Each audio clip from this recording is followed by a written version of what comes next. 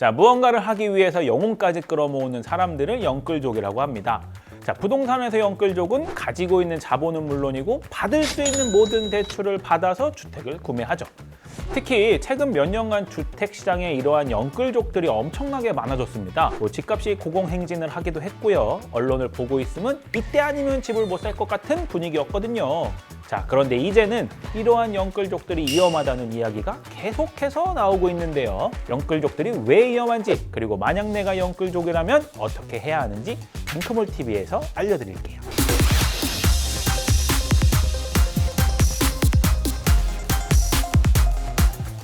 자, 영끌족이 위험한 이유 첫 번째, 금리가 변하면 상환 부담이 증가합니다. 자, 영끌족은 감당할 수 있는 정도의 대출을 받는 게 아니라 급여의 대부분이 이자 상환에 쓰일 정도로 동원할 수 있는 대출이란 대출은 다 받아 투자를 합니다. 자, 몇 년간 유례 없는 저금리 기조로 인하여 대출을 받을 때 좀 더 많은 금액을 대출받을 수도 있었고요. 그렇게 많은 금액을 대출받아도 이자가 많게 느껴지는 상황은 아니었습니다. 하지만 금리를 인상하기 시작한 지가 벌써 1년이 지났습니다. 그 사이에 대출 금리가 많이 올랐죠. 즉, 내야 하는 이자가 늘어났다는 거죠. 자, 50만 원 내던 이자가 100만 원이 되더라도 부담이 되는데요. 200만 원 내던 이자가 400만 원이 되어버리면 어떻게 될까요? 지금보다 금리가 더 올라간다면 결국 막대해진 이자를 버티지 못하는 경우가 생길 수 있습니다. 미납이나 연체가 발생할 수도 있고요. 제때 주택을 처분하지 못하면 개인 회생이나 파산까지도 이어질 수 있습니다. 자, 영끌족이 위험한 이유 두 번째, 투자 상품의 가치가 떨어지면 이중으로 손실이 발생합니다. 투자로 인해서 이득을 볼 수도 있고 손해를 볼 수도 있습니다. 하지만 영끌을 해서 부동산에 투자하는 이유는 확실하죠. 부동산 가격이 오를 거다. 자, 금리가 오르고 그에 따라 이자가 증가하더라도 부동산 가격이 오르기만 한다면 그에 따른 주택을 매도할 때 차익으로 인해 이자 손해를 메꿀 수 있기 때문에 어떻게든 버틸 수 있습니다. 하지만 지금은 그렇지 않죠.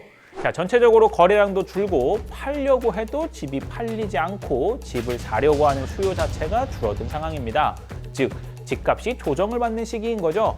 자, 부동산 가격이 내려가는 추세라는 겁니다. 자, 영끌족들은 부동산 가격은 내려가지 않겠지, 금리는 크게 오르지 않겠지 라는 기본적인 생각을 가지고 부동산을 구매합니다. 왜냐하면 영끌족의 대다수인 2030 세대는 집값이 내려가는 시기를 직접 경험하지도 않았고요. 금리가 5%, 6% 하던 시기에 대출을 받거나 하는 세대가 아니었거든요. 자, 지금의 영끌족들은 투자한 부동산 가격은 내려가고 금리 인상으로 내야 하는 이자는 늘어나고 있습니다. 요즘 대출 금리가 조금씩 내려오고는 있지만 집값이 회복되는 상황은 아니라서 이중 손실을 겪고 있고 한동안은 계속해서 겪게 될 거라는 사실인 거죠. 자, 영끌족이 위험한 이유 세 번째, 소비 시장에 악영향을 줍니다. 투자는 실패해서 수익률은 없고 내야 하는 이자는 늘어만 간다면 사람들은 무엇부터 할까요? 불필요한 소비부터 줄이게 됩니다. 먹거나 사거나 하는 기본적인 지출들이 상당히 줄어들 수밖에 없는 거죠. 자, 소비 시장의 가장 중심축인 소비자들의 지갑이 닫혀버린다면 그에 따라 소비 시장이 얼어붙게 됩니다. 당연히 기업들의 실적이 나빠짐에 따라 그 기업에서 일하는 직원들에 대한 급여나 채용 시장도 안 좋아지겠죠.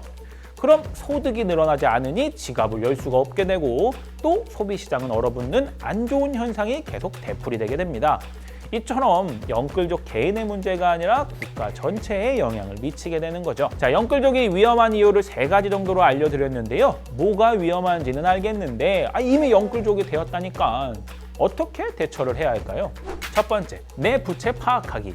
자, 영끌이라 하면 동원할 수 있는 모든 대출을 동원했겠죠. 일단 어느 금융사에서 어느 정도 대출을 했고 상환해야 할 원금이 얼마 정도인지, 그리고 대출 금리라던가 상환 기간이라던가, 자, 이렇게 정리를 해서 현재 내 앞으로 어느 정도의 부채가 있는지 한눈에 파악할 수 있어야 다음 단계로 나갈 수 있거든요. 두 번째, 상환 순서 정하기.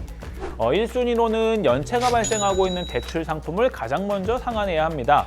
연체가 발생하면 신용 점수가 하락하기 때문에 추후 더 좋은 대출 상품으로 대안하거나 만기가 된 대출 상품을 연장하지 못하거나 할 수 있으니 무조건 먼저 상환해야 합니다. 2순위로는 대출 금리가 높은 대출 상품을 상환하는 게 좋은데요. 대출 금리가 높다는 것은 이자가 많이 나간다는 거고 연체나 미납이 될 가능성이 높겠죠. 3순위로는 대출 금액이 적은 것부터 상환하는 겁니다.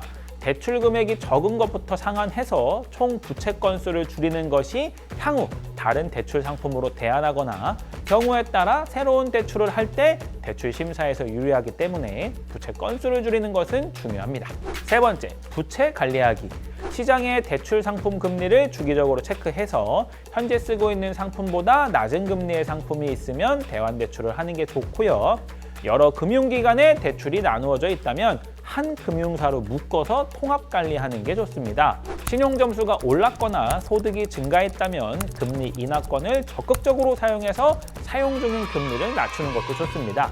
금리 인하 요구권은 오른쪽 링크를 참고해 주세요. 자, 영끌족은 부동산 차익을 노리고 한 사람도 있겠지만 집값이 한참 고공행진하던 중에 지금이 아니면 집을 살 수 없을 것 같은 마음과 패닉바잉을 하면서 생긴 영끌족들도 있을 겁니다. 모든 선택에 따른 결과는 개인이 책임져야 하지만 경험이 부족한 2030 세대가 올바른 판단을 할 수 있는 상황이 마련되어야 하는데 최근 몇 년은 그렇지 못했던 게 사실이죠. 자, 한때 비트코인 안 하면 바보라는 소리를 들은 것처럼 그 당시에는 야, 집값이 이렇게 오르는데 집 안 살 거야? 라는 분위기가 상당했습니다. 물론 그 시기를 현명하게 넘기신 분들도 있겠지만 그렇지 못한 분들도 계시기 때문에 자, 영끌족 분들이 부채를 잘 파악하고 관리해서 채무 관계를 건강하게 하고 지금의 고금리 시대를 잘 이겨나가면 좋겠습니다. 그리고 부채는 내가 적절히 상환할 수 있는 선에서 이용하는 게 가장 좋습니다. 자, 오늘의 내용도 도움이 되셨다면 구독과 좋아요 부탁드리고요. 다음에도 유익한 내용을 가지고 찾아뵙겠습니다. 감사합니다.